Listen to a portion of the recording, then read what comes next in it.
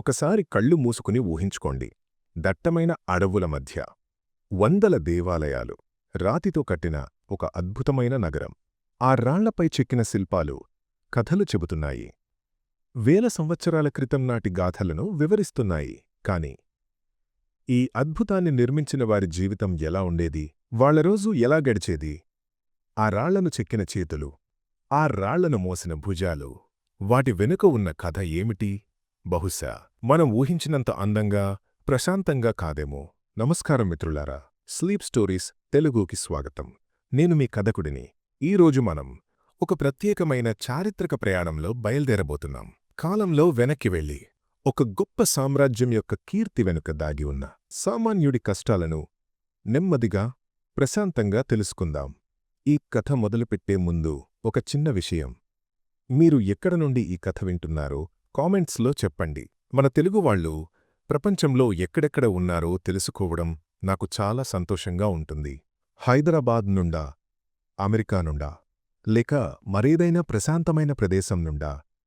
ఈరోజు మనం కొన్ని వందల సంవత్సరాల క్రితం నాటి ఖమేర్ సామ్రాజ్యం అంటే అంకోర్ సామ్రాజ్యంలోకి ప్రయాణిద్దాం. అక్కడి సామాన్యుల జీవితంలోని కష్టాలను, వాళ్ల ఆశలను నెమ్మదిగా, ప్రశాంతంగా విందాం. నా మాటలు మిమ్మల్ని నెమ్మదిగా నిద్రలోకి జారుకునేలా సహాయపడతాయి. కాబట్టి మీ హెడ్ ఫోన్స్ పెట్టుకుని, మీకు సౌకర్యంగా ఉండేలా పడుకుని మనతో పాటు ఈ ప్రయాణంలోకి వచ్చేయండి. సరే, ఇక మన ప్రయాణం మొదలుపెడదాం. మనం ఇప్పుడు ఉన్నది సుమారుగా 12వ శతాబ్దపు అంకోర్ రాజ్యంలో. అప్పటికే కొన్ని తరాలుగా ఈ నేల మీద అద్భుతమైన నిర్మాణాలు జరుగుతున్నాయి. సూర్యుడు అప్పుడే పైకి వస్తున్నాడు. కాని అప్పుడే ఆ గాలిలో తేమ, వేడి ఒంటికి అంటుకుపోతున్నాయి. చుట్టూ దట్టమైన అడవి, పక్షుల కిలకిలారావాలు. కాని వాటన్నింటినీ మించి ఒకే రకమైన శబ్దం వినిపిస్తోంది. ఠక్ ఠక్ ఠక్. అది సుత్తితో ఉలిని కొడుతున్న శబ్దం. వేలమంది గొంతులు కలిపి రాళ్లను కదుపుతున్న అరుపులు. ఇక్కడి సామాన్య ప్రజలకు, ముఖ్యంగా రైతులకు ప్రతి సంవత్సరం కొన్ని నెలలపాటు రాజుగారి సేవలో పనిచేయడం తప్పనిసరి. దీన్నే మనం వెట్టి చాకిరీ అంటాం. అంటే జీతం లేకుండా నిర్బంధంగా చెయ్యాల్సిన పని. వాళ్ల పొలంలో పంట కోతలు అయిపోగానే వాళ్లందరినీ ఇలా నిర్మాణ పనులకు పిలిచేవారు. ఊహించుకోండి, వాళ్లలో ఒకరిగా మిమ్మల్ని మీరు ఊహించుకోండి. మీరు ఒక రైతు. మీ కుటుంబం, మీ చిన్న ఇల్లు, మీ పొలం, అవే మీ ప్రపంచం. కాని ఇప్పుడు మీరు మీ ఇంటికి వందల మైళ్ల దూరంలో ఒక పెద్ద దేవాలయ నిర్మాణంలో ఉన్నారు. మీ పని ఏమిటంటే ఎక్కడో దూరంగా ఉన్న కొండల నుండి టన్నుల బరువున్న ఇసుకరాయి బండలను పెకిలించి వాటిని ఇక్కడికి తీసుకురావడం. ఆ పని అంత సులభం కాదు. ఎండలో, వానలో రాళ్లను కొడుతూనే ఉండాలి. పెద్ద పెద్ద దుంగల మీద ఆ రాతి బండలను పెట్టి ఏనుగుల సహాయంతో వందల మంది మనుషులు కలిసి తాళ్లతో లాగాలి. ఆ బరువుకి తాళ్లు తెగిపోవచ్చు, దుంగలు విరిగిపోవచ్చు. ఎన్నో ప్రమాదాలు. అలాగే ఆ రాళ్లను నదుల ద్వారా పెద్ద పెద్ద తెప్పలమీద నిర్మాణ ప్రాంతానికి చేర్చాలి. రోజుల తరబడి, నెలల తరబడి ఇదే పని. ప్రతి ఉదయం వాళ్లకు కాస్త అన్నం కూరలు పెట్టేవారు. రాత్రికి ఎక్కడో ఒక తాత్కాలికంగా వేసిన గుడారాలలో నిద్ర. వాళ్ల మనస్సు నిండా వాళ్ల ఊరిమీద, కుటుంబం మీద బెంగ. కాని వాళ్లు ఇక్కడ రాజుకోసం, దేవుడికోసం ఒక అద్భుతాన్ని నిర్మిస్తున్నారు. ఈ నిర్మాణాలు, ఈ అద్భుతమైన దేవాలయాలు కొన్ని దశాబ్దాలపాటు, కొన్నిసార్లు వందల ఏళ్లపాటు కొనసాగాయి. అంటే ఒక తరం మొదలుపెట్టిన పనిని వారి పిల్లలు, వారి మనవళ్లు కొనసాగించేవారు. ఈ రాళ్లమీద చెక్కిన ప్రతి శిల్పం వెనుక ఇలాంటి ఎంతోమంది సామాన్యుల చెమట, శ్రమ, కొన్నిసార్లు కన్నీళ్లు కూడా ఉన్నాయి. అదంతా కేవలం రాజుగారి కీర్తి కోసం, సామ్రాజ్యపు గొప్పదనం కోసం. వాళ్లు తమ జీవితాలను పణంగా పెట్టారు. ఈ రాతి గోడలు మనకు ఆ అద్భుతమైన కళనే కాదు, దాని వెనుక ఉన్న అంతులేని శ్రమను కూడా నిశ్శబ్దంగా చెబుతూనే ఉంటాయి. నెమ్మదిగా, ప్రశాంతంగా. ఆ భారీ నిర్మాణాల వెనుక, ఆ రాతి గోడల వెనుక మరో ప్రపంచం ఉంది. అది వాళ్ల సొంత ఊరు, వాళ్ల ఇల్లు, వాళ్ల పొలం. ఆ కాలంలో డబ్బులు లేవు, నాణేలు లేవు. రాజుగారికి చెల్లించాల్సిన పన్ను వాళ్లు పండించే వరి ధాన్యమే. ఊహించుకోండి, సంవత్సరం మొత్తం కష్టపడి పండించిన పంటలో సింహభాగం, అంటే దాదాపు సగానికి పైగా రాజుగారి కోశాగారానికి పంపాలి. అధికారులు గ్రామాలకు వచ్చి పండిన ప్రతి గింజను లెక్కవేసి వాళ్ల వాటా తీసుకుపోయేవారు. ఆ మిగిలిన కొద్దిపాటి ధాన్యంతోనే ఆ రైతు తన కుటుంబాన్ని పోషించుకోవాలి. వచ్చే ఏడాది విత్తనాలకు దాచుకోవాలి. పన్నులు కేవలం ధాన్యం రూపంలోనే కాదు, శ్రమ రూపంలో కూడా ఉండేవి. అందుకే వాళ్ల జీవితంలో విశ్రాంతికి తావుండేది కాదు. ఒక పని ముగిస్తే మరో పని సిద్ధంగా ఉండేది. అంకోర్ సామ్రాజ్యం నిలబడింది కేవలం రాతిమీద కాదు, నీటిమీద. ఆ సామ్రాజ్యపు జీవనాడి వాళ్లు నిర్మించిన అద్భుతమైన నీటిపారుదల వ్యవస్థ.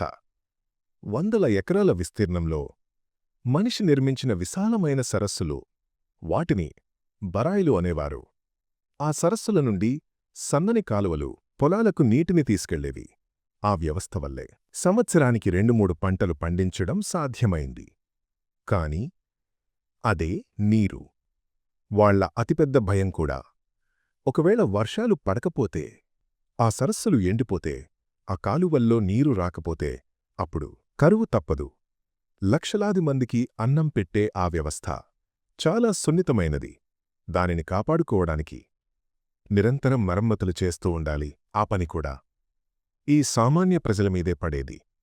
ఇంత కష్టపడి పండించిన పంట కేవలం పన్నులకే కాదు, పొరుగు రాజ్యాల దాడులకు కూడా బలైపోయేది. ముఖ్యంగా తూర్పున ఉన్న చంపారాజ్యం నుండి నిరంతరం ముప్పు ఉండేది. వాళ్లు అకస్మాత్తుగా వచ్చి గ్రామాలపై దాడి చేసి పండిన పంటను, పశువులను దోచుకుపోయేవారు. కొన్నిసార్లు మనుషులను కూడా బానిసలుగా పట్టుకుపోయేవారు. ఆ భయంతో ప్రజలు ఎప్పుడూ అప్రమత్తంగా ఉండాల్సి వచ్చేది. అందుకే అంకోర్ సామాన్యుడి జీవితం ఒక నిరంతర పోరాటం, ప్రకృతితో, రాజుతో మరియు శత్రువులతో.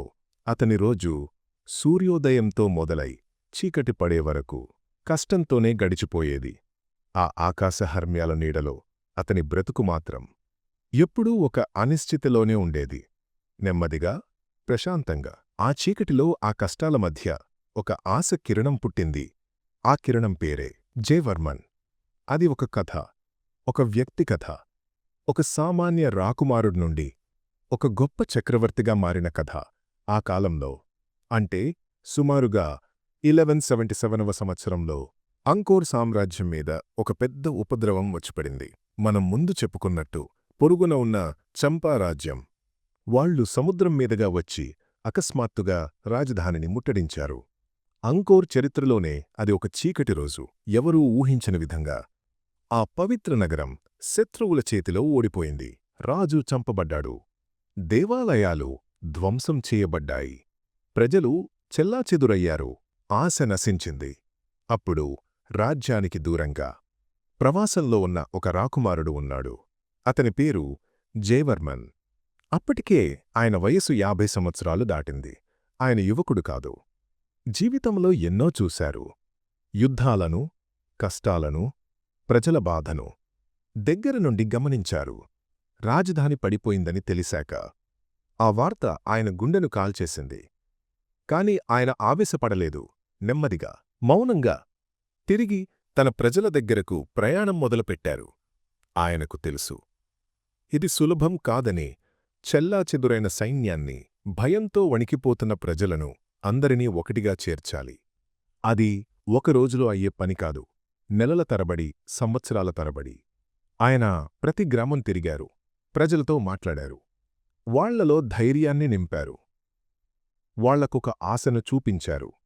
ఒకసారి ఊహించుకోండి, ఆ విశాలమైన టోన్లే సాప్ సరస్సు మీద 100 పడవలు నెమ్మదిగా కదులుతున్నాయి. ఒకవైపు చంపా సైన్యం, మరోవైపు జయవర్మన్ నాయకత్వంలో అంకోర్ ప్రజలు. అది వాళ్ల ఉనికి కోసం చేస్తున్న చివరి పోరాటం. కొన్ని సంవత్సరాల నిరంతర పోరాటం తర్వాత జయవర్మన్ ఆ చంపా సైన్యాన్ని పూర్తిగా ఓడించి తన రాజధానిని, తన రాజ్యాన్ని తిరిగి గెలుచుకున్నారు. కాని ఆయన కథ ఇక్కడితో అయిపోలేదు. నిజానికి ఇక్కడే మొదలైంది. రాజ్యాన్ని గెలవడం ఒక ఎత్తు అయితే, దాన్ని నిలబెట్టడం, ప్రజల కన్నీళ్లు తుడవడం మరో ఎత్తు. ఆయన సింహాసనం ఎక్కగానే ఒక కొత్త శకానికి నాంది పలికారు. అది కత్తితో కాదు, కరుణతో మొదలైన శకం. నెమ్మదిగా, ప్రశాంతంగా సింహాసనం ఎక్కిన తర్వాత జయవర్మన్ కేవలం రాజుగా మిగిలిపోలేదు. ఒక సంస్కర్తగా మారారు, ఒక తండ్రిలా మారారు. యుద్ధం మిగిల్చిన గాయాలు కేవలం రాజ్యానికే కాదు, ప్రజల మనసులకు శరీరాలకు కూడా తగిలాయి. జయవర్మన్ ఆ గాయాలను మాన్పాలనుకున్నారు. అప్పటివరకు అంకోర్ రాజులు తమ గొప్పదనాన్ని చాటుకోవడానికి తమ కోసం లేదా దేవతల కోసం భారీ దేవాలయాలు కట్టించారు. కాని జయవర్మన్ తన ప్రజల కోసం కట్టించటం మొదలుపెట్టారు. ఆయన తీసుకున్న మొదటి నిర్ణయం చరిత్రలోనే అపూర్వమైనది. తన సామ్రాజ్యం అంతటా 100కు పైగా ఆసుపత్రులను నిర్మించారు. ఊహించుకోండి, 900 సంవత్సరాల క్రితం ఒక రాజు వైద్యం రాజులకే కాదు, సామాన్యుడికి కూడా అందాలని ఆలోచించడం. అదొక విప్లవాత్మకమైన ఆలోచన. ఆ ఆసుపత్రులు కేవలం వైద్యశాలలే కాదు, అవి సేవా కేంద్రాలు కూడా. రాతి ఫలకాల మీద ఆయన చెక్కించిన శాసనాలు ఇప్పటికీ మనకు ఆ కథను చెబుతాయి. ప్రతి ఆసుపత్రిలో 2 వైద్యులు, 2 సహాయకులు మరియు అనేక మంది సిబ్బంది ఉండేవారు. వాళ్లకు కావాల్సిన మందులు, ఆహారం, బట్టలు అన్నీ రాజఖజానా నుండే సరఫరా చేయబడేవి. ఆ శాసనాల్లో ఇలా రాసి ఉంది: ప్రజల శరీరాల బాధ రాజు మనసు బాధ కన్నా 100 రెట్లు ఎక్కువ. ఈ ఒక్క వాక్యం ఆయన మనసు ఎలాంటిదో చెబుతుంది. అంతేకాదు, ఆయన తన సామ్రాజ్యం పొడవునా ప్రతి 15 కిలోమీటర్లకు 1 చొప్పున విశ్రాంతి గృహాలను కట్టించారు. సుదూర ప్రాంతాల నుండి ప్రయాణం చేసేవాళ్లు, వ్యాపారులు, సైనికులు ఎవరైనా సరే అక్కడ ఆగి సేద తీరవచ్చు. వాళ్లకు ఉచితంగా భోజనం, వసతి కల్పించేవారు. జయవర్మన్ ఒక హిందూ రాజుగా పుట్టిన ఆయన బౌద్ధ మతాన్ని స్వీకరించారు. ఆ మతంలోని కరుణ, అహింస ఆయన పాలనలో స్పష్టంగా కనిపించేవి. ఆయన తన కోసం తన రాజధాని అంకోర్ థోమ్ను నిర్మించారు. కాని ఆ నగరం మధ్యలో ఉన్న బయాన్ దేవాలయం ఒక అద్భుతం. ఆ దేవాలయంలోని గోపురాలపై 4 వైపులా ప్రశాంతంగా నవ్వుతున్న బుద్ధుడి ముఖాలు చెక్కబడి ఉంటాయి. ఆ ముఖాలు జయవర్మన్ ముఖాలే అని అంటారు. తన ప్రజలను ఆ బుద్ధుడిలా కరుణతో, ప్రేమతో చూసుకుంటున్నానని చెప్పడానికే ఆయన అలా చెక్కించారని అంటారు. ఆయన పాలన అంకోర్ సామ్రాజ్యానికి స్వర్ణయుగం లాంటిది. ఒక వ్యక్తి తన సంకల్పంతో, తన కరుణతో ఒక సామ్రాజ్యం తలరాతను ఎలా మార్చగలడో చెప్పడానికి.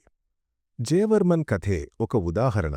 ఆ రాతి ముఖాల్లోని చిరునవ్వు ఇప్పటికీ ఆ చక్రవర్తి కరుణను మనకు గుర్తు చేస్తూనే ఉంటుంది. నెమ్మదిగా, ప్రశాంతంగా ఇప్పుడు మనం అంకోర్లోని ఇంకొంచెం లోతైన రహస్యాల్లోకి వెళ్దాం. రాళ్లను దాటి ఆ రాళ్ల కింద ఉన్న నీటి కథలోకి ప్రయాణిద్దాం. Angkor, what Bayan. ఈ గొప్ప దేవాలయాలను చూసినప్పుడు మనకు వాటి నిర్మాణం, వాటి శిల్పకళ మాత్రమే కనిపిస్తుంది. కాని ఈ మొత్తం నాగరికతకు పునాది నీరు. అంకోర్ యొక్క నిజమైన అద్భుతం దాని నీటి నిర్వహణ వ్యవస్థ. ఇది కేవలం కాలువల చెరువుల సమాహారం కాదు, అదొక ఇంజనీరింగ్ మహత్యం. ఊహించుకోండి, మనం ఒక ఎత్తైన ప్రదేశం నుండి చూస్తున్నాం. కింద మనకు కనిపించేది దట్టమైన అడవి కాదు, ఒక ప్రణాళిక ప్రకారం నిర్మించిన ఒక జలనగరం. సుమారుగా 1000 చదరపు కిలోమీటర్ల విస్తీర్ణంలో, అంటే నేటి న్యూయార్క్ నగరం కంటే పెద్ద విస్తీర్ణంలో అంకోర్ నగరం విస్తరించి ఉండేది. ఆ నగరంలోని ప్రతి ఇంటికి, ప్రతి గుడికి, ప్రతి పొలానికి నీటిని అందించే ఒక సంక్లిష్టమైన వ్యవస్థ ఉండేది. బరాయిలు అని పిలిచే మానవ నిర్మిత జలాశయాలు. ఈ వ్యవస్థకు గుండెలాంటివి వెస్ట్ బరాయ్ అనే జలాశయం. 8 కిలోమీటర్ల పొడవు, 2 కిలోమీటర్ల వెడల్పుతో ఇప్పటికీ ప్రపంచంలోనే అతిపెద్ద మానవ నిర్మిత జలాశయాలలో ఒకటిగా ఉంది.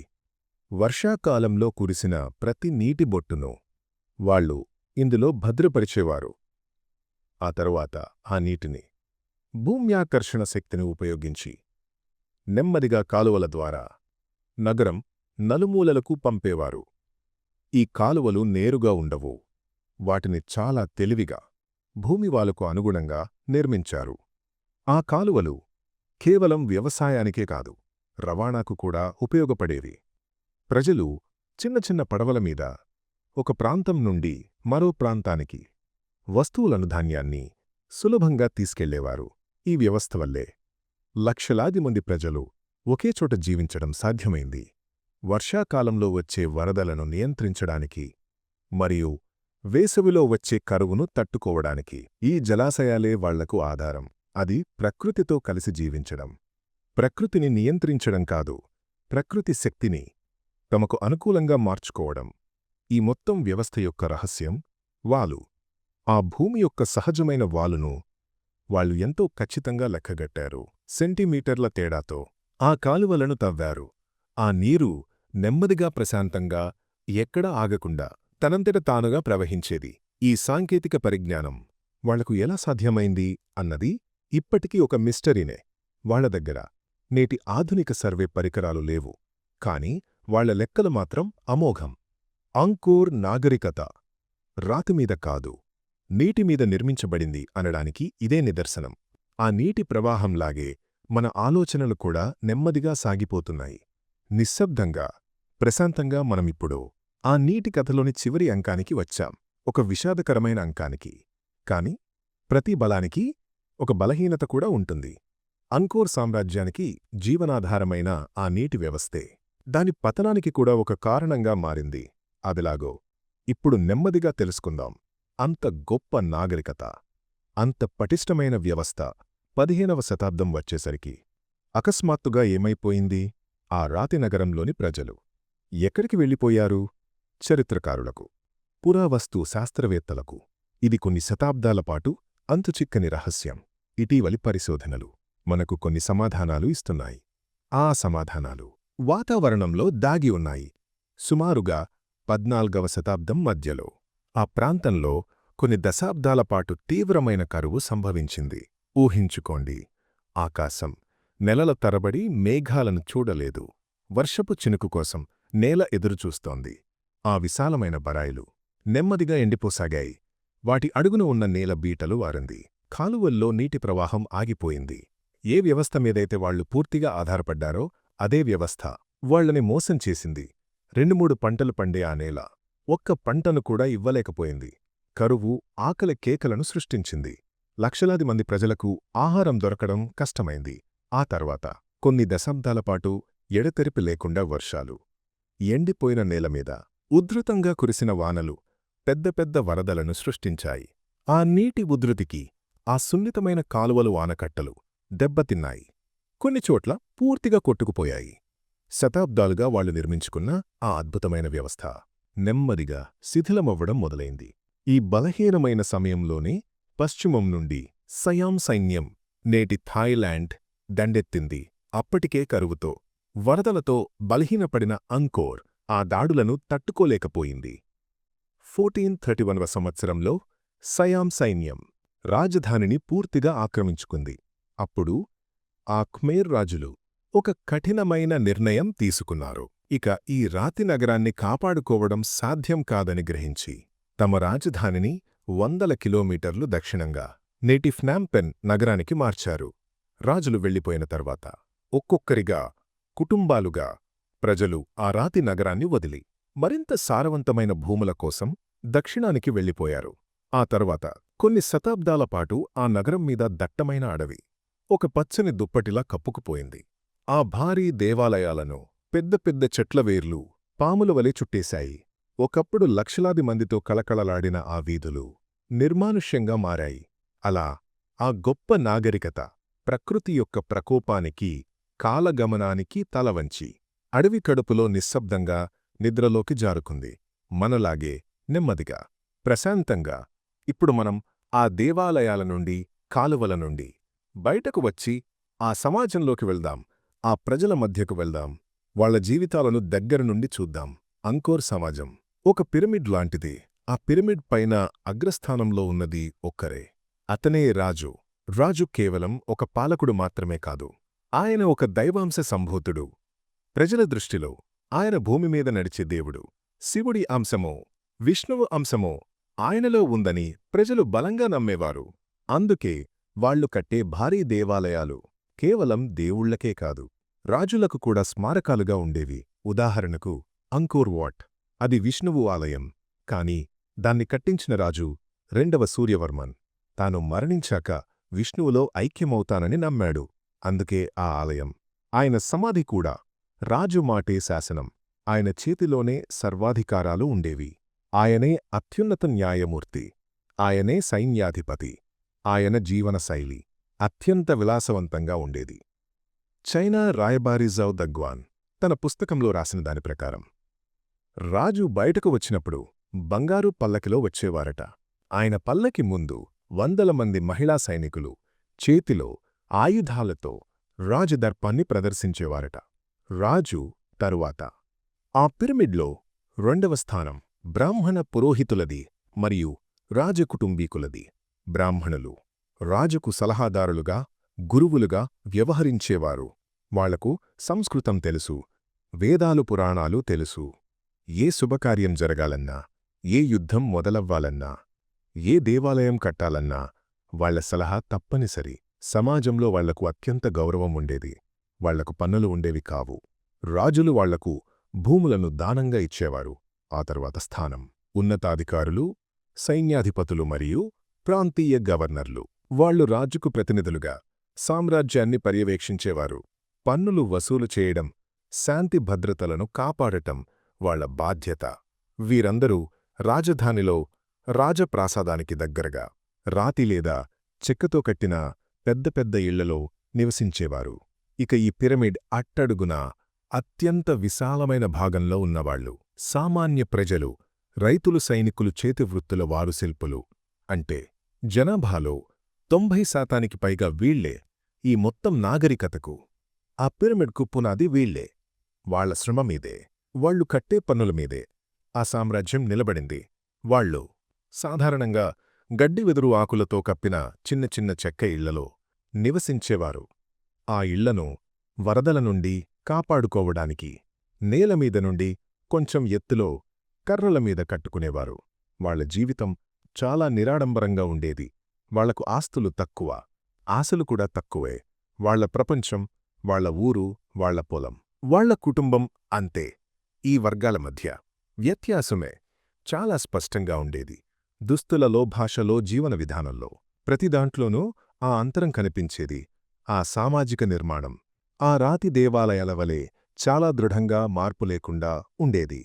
అదొక నిశ్శబ్ద ప్రపంచం. ఎవరి స్థానం వారికి నిర్దేశించబడిన ప్రపంచం. నెమ్మదిగా, ప్రశాంతంగా.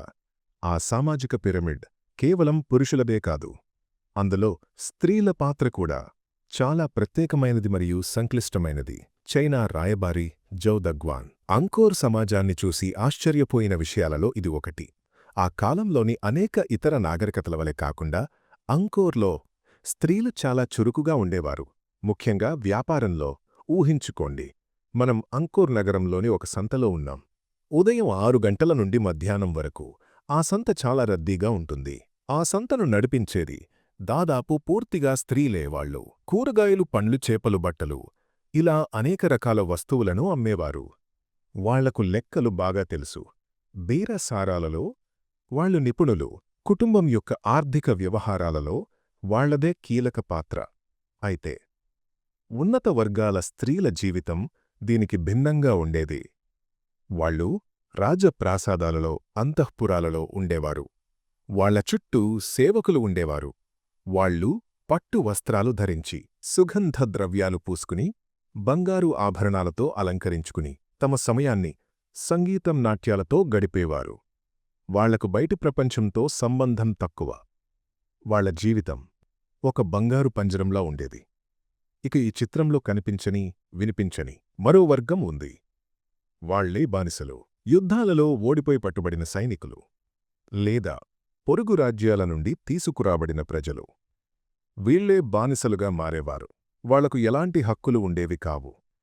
వాళ్ళు ఉన్నత వర్గాల ఇళ్లలో, పొలాలలో, గనులలో జీవితాంతం పనిచేయాల్సిందే. ఆ గొప్ప దేవాలయాలను కట్టిన శ్రామికులలో వీళ్లు కూడా ఉన్నారు.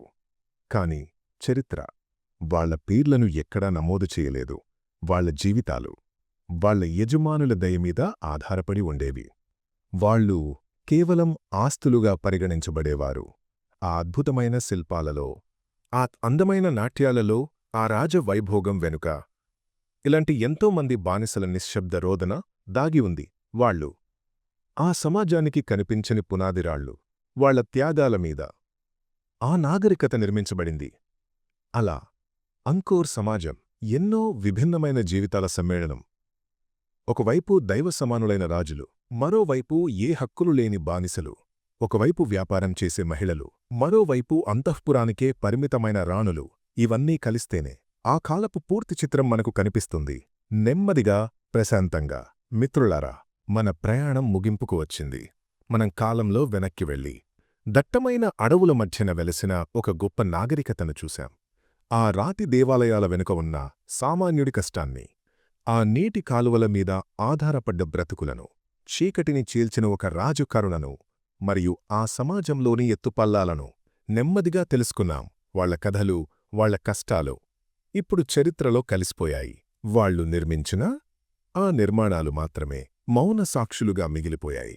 ఆ రాళ్లమీద పడుకున్న వారి శ్రమను తలుచుకుంటే, ఈరోజు మనకున్న ఈ మెత్తని పరుపు, మన చుట్టూ ఉన్న ఈ నిశ్శబ్దం, ఈ ప్రశాంతమైన రాత్రి ఎంత విలువైందో తెలుస్తుంది. ఆనాటివారి పోరాటాలు ఈనాటి మన విశ్రాంతికి విలువను ఇస్తున్నాయి. మీకు ఈ చారిత్రక ప్రయాణం నచ్చిందంటే, మరియు ఇలాంటి కథలు మరిన్ని వినాలనుకుంటే, దయచేసి మా ఛానల్కి సబ్స్క్రైబ్ చేసుకోండి. ఆ బెల్ ఐకాన్ నొక్కడం ద్వారా మా కొత్త కథలు నేరుగా మీ దగ్గరకు వస్తాయి. మీరు వినాలని అనుకుంటున్న మరో చారిత్రక కథ ఏదైనా ఉంటే దయచేసి కమెంట్స్లో మాకు తెలియచేయండి. మీ సూచనలు మాకు ఎంతో విలువైనవి. సరే మిత్రులారా, ఇక ఈ ఆలోచనలను, ఈ కథలను నెమ్మదిగా పక్కన పెట్టేయండి. ఇప్పుడు మీ కళ్ళు మూసుకుని ఈ అంకోర్ సామ్రాజ్యపు కథ మీ మనసులో నెమ్మదిగా కరిగిపోనివ్వండి.